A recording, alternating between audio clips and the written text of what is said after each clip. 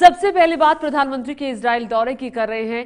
शलोम बोलकर प्रधानमंत्री ने अपने पूरा जो संबोधन था उसकी शुरुआत की जब वो भारतीय समुदाय को संबोधित कर रहे थे।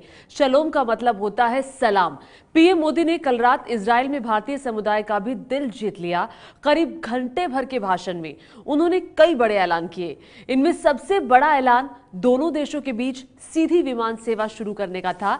इसके अलावा इजरायली सेना में काम करने वाले भारतीय समुदाय के लोगों को ओसीआई कार्ड देने का भी प्रधानमंत्री मोदी ने ऐलान किया है। The welcome of the Prime Minister of India, Shri Narendra Modi ji,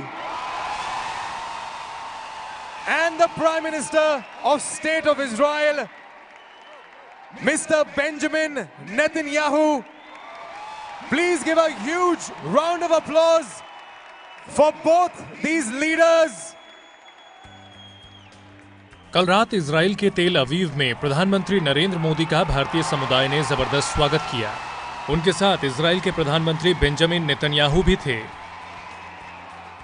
Modi के संबोधित करने से पहले नेतन्याहू ने एक बार फिर पीएम मोदी से अपनी दोस्ती का इकरार किया। शलोम लखेम, नमस्ते,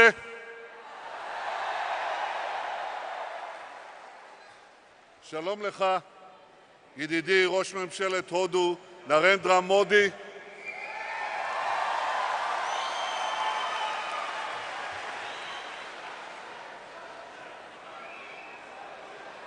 אתם אוהבים את הודו? אתם אוהבים את ישראל? Prime Minister, these are the Jews of India. They love India, they love Israel, they love our friendship. भारतीय समुदाय को संबोधित करते हुए नेतन्याहू ने कहा कि भारत और इजराइल की जोड़ी स्वर्ग में बनी है।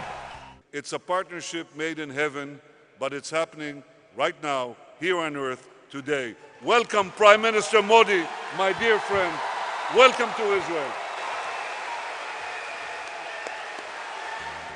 जैसे ही पीएम मोदी बोलने आए, भारतीय समुदाय के लोगों ने उनका जोरदार तालियों से स्वागत किया।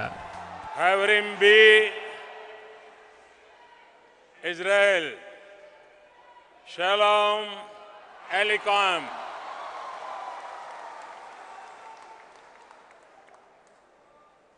सत्तर वर्षों में पहली बार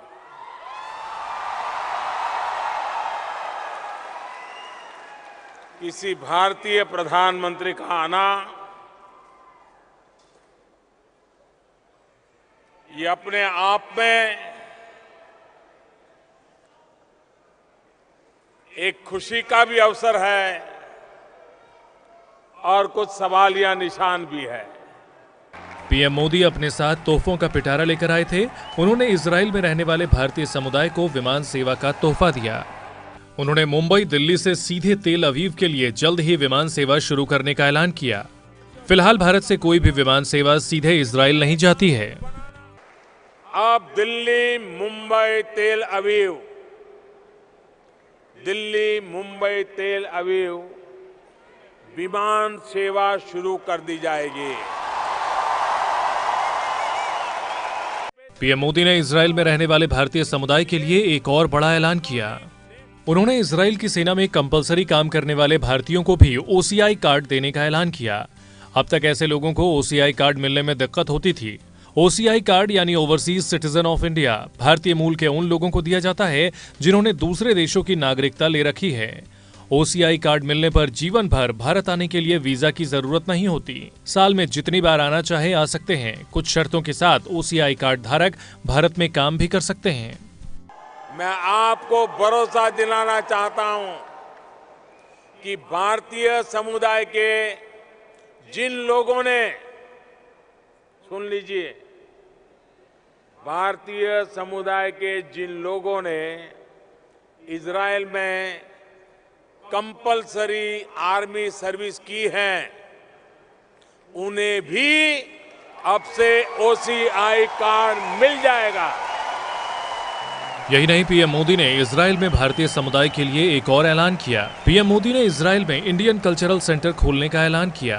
भारत आपके दिलों में बसा है, इंडियन कल्चरल सेंटर आपको सदैव आपकी भारतीय संस्कृति से जोड़ करके रखेगा। प्रधानमंत्री नरेंद्र मोदी के 3 दिन के इजरायल दौरे का आज आखिरी दिन है। यहां से आज शाम वो जर्मनी में G20 समिट में हिस्सा लेने जाएंगे।